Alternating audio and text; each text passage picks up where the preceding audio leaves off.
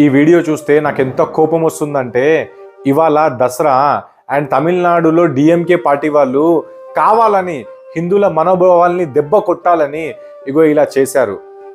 100 కోట్లు హిందువులు గమ్మునుండొచ్చు, కానీ కలియుగంలో ఉన్న చిరంజీవి మన హనుమంతుడు మాత్రం అస్సలు గమ్మునుండడు.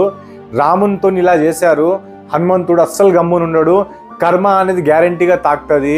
మన ఇంట్లో ఇవాళ అందరం దసరా పండుగల్ని విజయదశమిని జరుపుకుంటే ఈ దొంగనా కొడుకులు ఈ డిఎంకే పార్టీ వాళ్ళు చూడండి, పెరియారా ఫాలోవర్స్ అంట వీళ్ళు మైనారిటీలో ఉండి ఇలా మనని మెజారిటీ హిందువుల్ని ఇలా దెబ్బ కొడుతున్నారంటే మీరు అర్థం చేసుకోండి.